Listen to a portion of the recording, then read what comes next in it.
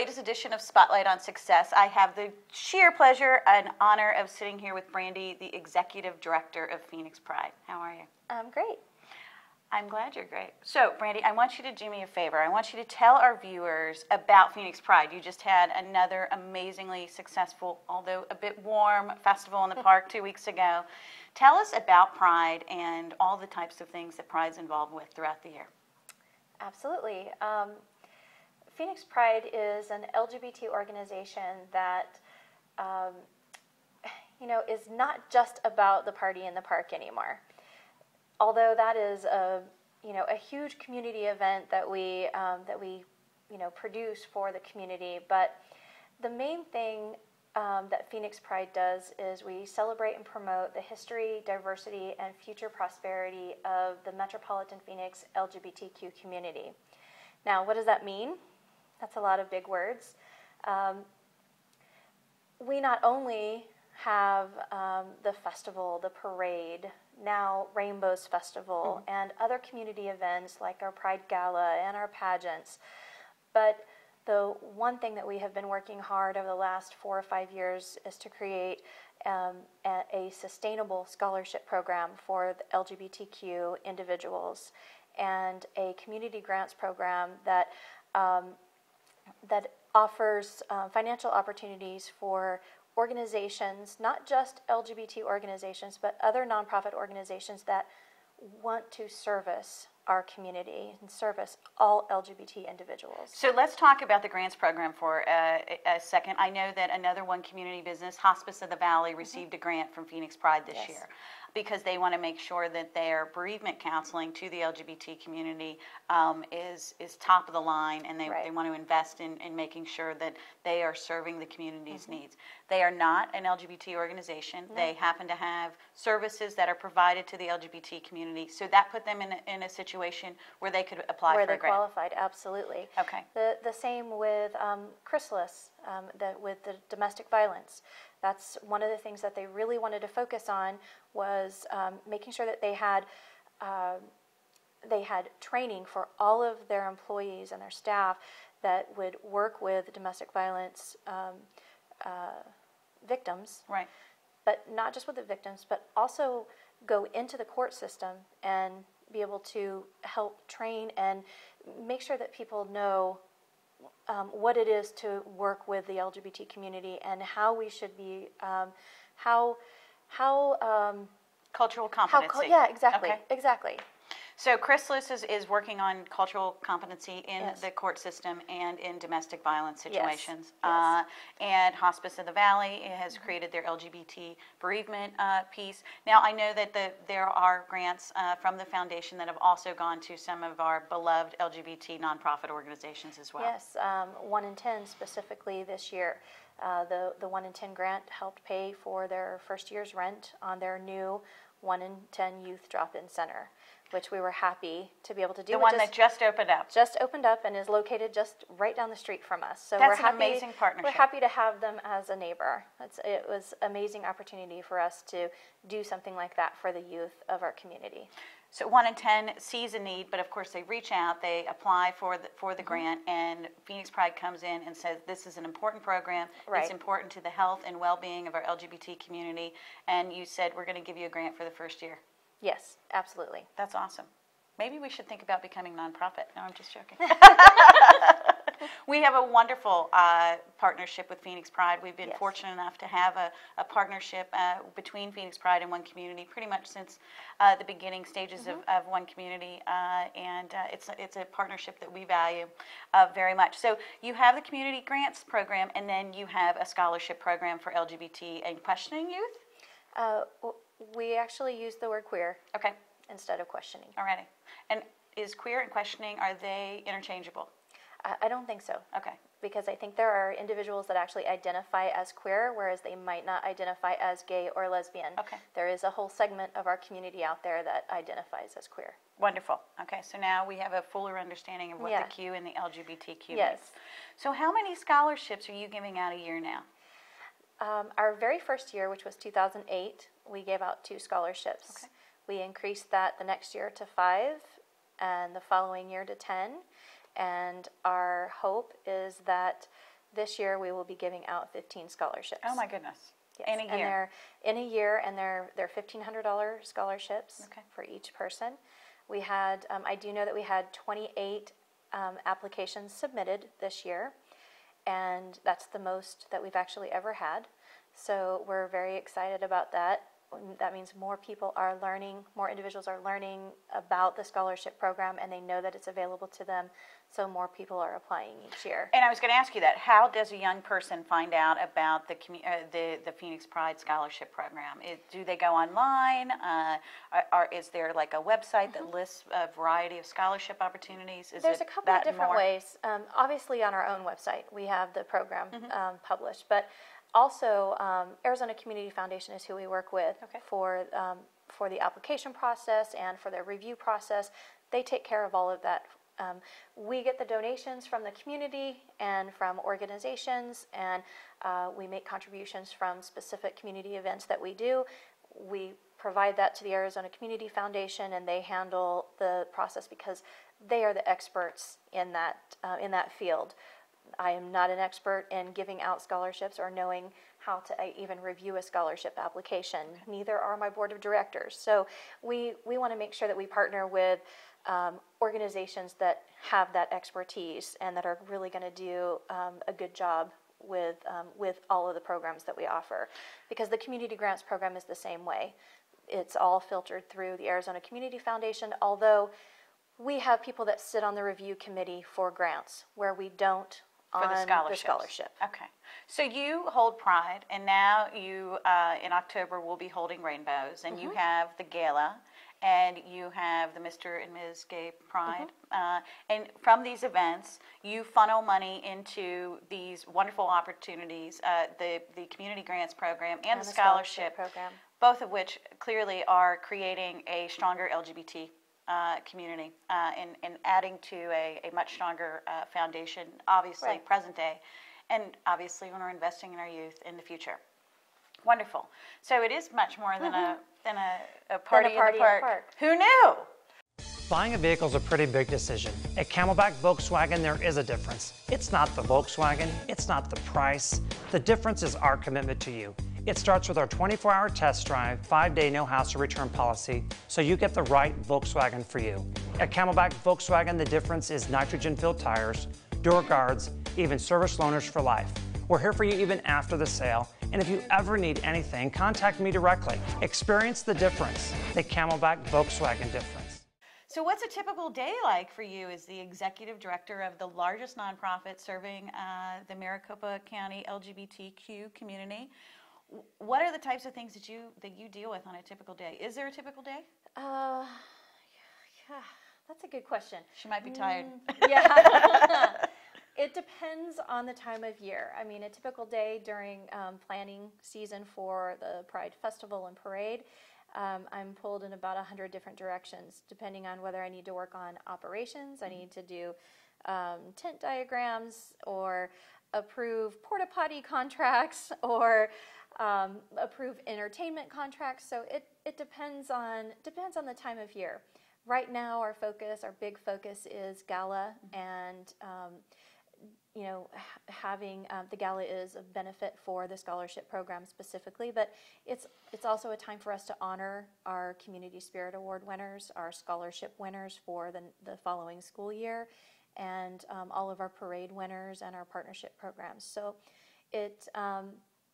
and yes, it's a benefit, and everything we do is a benefit for one of the other programs, but this event coming up is really a time for us to honor our community and individuals in our community. Wonderful. And I have to say, Sherry and I were blown away because we just found out that one community is the very lucky recipients of the Howard and Pat Fleischman Community Spirit Award. Yes, congratulations. Thank you so much. And it means so very much to us on an individual basis to receive the award that is named after Howard and Pat. They are true allies to our LGBT community, and we spend so much of our time at One Community trying to work with allied organizations and bring them in and help connect them with our local organizations, including Phoenix Pride, obviously. So that was a bit of a surprise, but it was just such a huge honor for us. So thank you very much. You're very I feel like welcome. I'm doing a shameless plug for the gala. And if you haven't purchased your tickets, I should send you to the Phoenix Pride website right about now. Thank you. I saw the opportunity, so I figured we should probably throw that in there, right? I appreciate that. Yeah, absolutely. So you truly are like a woman that wears many hats, from contract negotiation with the celebrities and to figuring out staging and venue coordination and what have you. And then you have quite an army of volunteers. I do. I have one staff person right now besides myself, Jonathan Breyer, and I have he is my best friend in the entire world, other than my partner, and so that's been actually a really good opportunity for us to work together again. The last time we worked together was the Gay Softball World Series project in 2007, so it's been a long time, so it's been nice to bring us back together. And the committee managers and the hundreds of volunteers that it takes to put on a successful large event like the Festival and Parade, if I did not have the committee managers that I've been so fortunate to have and to keep, that's the key, is to be able to keep those key people in place and wanting to come back and work with you and work for you and work towards the same common goal. To ensure a very successful event. Exactly. So how many of these managers do you have? We have about 20 key committee managers between the parade and the festival right now. And then they oversee a vast stable of volunteers. Yes. How many volunteers are involved, say, in the Phoenix Pride weekend, including the parade and the festival celebration? How many volunteers does it take to put on that event? Usually every year we have about 300 volunteers throughout the entire weekend. And it takes that many people to work in the beverage, the beverage areas, work in the finance area. Finance alone probably has, 60 to 70 volunteers. Parade probably has 60 or 70 volunteers all by themselves, and it's a whole entity that's, a complete separate entity than the festival. So without the key managers, but without those hundreds of people coming in and dedicating their time and energy, and let me tell you, it takes a lot of energy, especially when it's 102 or 106, like it was over this past weekend. It was a little warm. Can you talk to the weather gods next year? Put in a call. I may not be able to talk to the weather gods, but I can talk to the tent gods. Yeah. And, budget allowing, this year we were able to add three more huge tents, which I think helped a lot. But our vendors are suffering, and that's where we've got to do a huge focus for next year. Our headlining entertainers on the festival stage are suffering, and because they're right in the direct sun. And we actually the Monday after Pride, we're sitting in our trailer in the operations area, still on the park at the festival. And that's what most people don't realize, is that it takes 6 days before the festival to actually do setup and build that small city, and then it takes 2 days after to tear it all down. So even though while everybody else is sleeping in on Monday morning or going to work the next day, whatever you're doing, You're still out there on site. I'm at the park at 6 o'clock in the morning on Monday and Tuesday with some of the most dedicated volunteers you will ever meet in your whole life. I don't know how they do it, why they do it. They must love me. They must love the organization. They must love this community with all of their hearts, because those people get up out of bed after working all weekend long and still come back to that park and help us with tear down, which is the most miserable job you can ever think of having. It's You're not horrible. doing a volunteer plug right now, because you're not going to get I know. anyone. I know.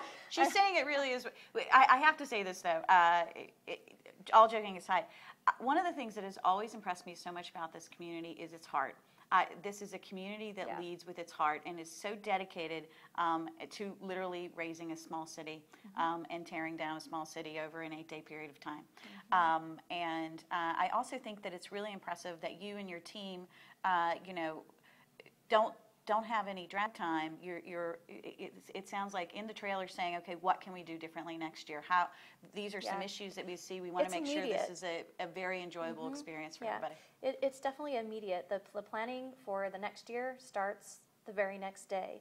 And our wrap-up meeting for the festival and parade take place the weekend right after Pride, because it's fresh in our minds. All the managers meet, we get together, we have a 3-hour meeting, brainstorming session. I have a parking lot of items that we know this worked, this didn't, we need to change things, we need to improve on this, this, and this. And if you look in my office upstairs, you'll see the parking lot items plastered up on my wall so that I don't forget. And I can go back so that we'll always know what we need to work on. Constantly evolving, constantly working to make sure that this is a better event, that this is, and it was truly, from a vendor experience, you have no control over the weather, clearly, but from a load-in and load-out standpoint, I mean, we were commenting, it was so incredibly smooth. So it's clear there are details that you see every year, and it's like, oh, this is a little different, and sometimes you don't realize, but it really does make it a smoother transition.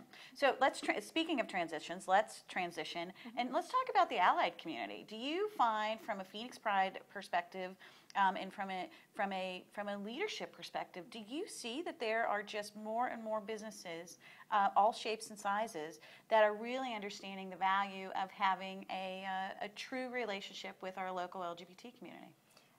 Absolutely. From an individual standpoint, from a business standpoint, I had sponsorship opportunities, different companies calling me this year, which was a first. It's a nice place to be. It's a great place to be. I'm not complaining, believe me. Keep calling. Keep calling. But I think that companies and organizations are realizing the impact that our LGBTQ community can make with their businesses. We are incredibly viable. We have $790 billion worth of buying power this year, and that's based on a census that's never asked a direct question. So my personal belief, obviously, is that those numbers are not anywhere where they should be. And you know, our motto is you vote with your wallet every day, support businesses that support our LGBTQ community.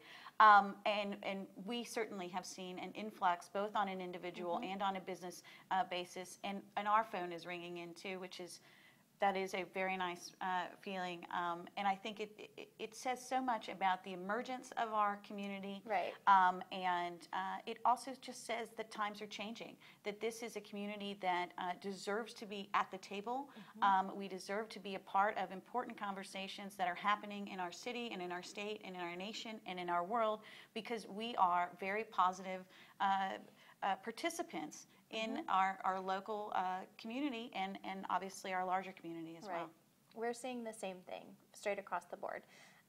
You know, when we have somebody like Beth McDonald, who's always been a huge ally of the LGBTQ community, but when she actually stands up and goes against a religious organization for her possibly participating in a LGBT event, a celebratory event, it speaks volumes to to hopefully a changing mentality in the world and in our community.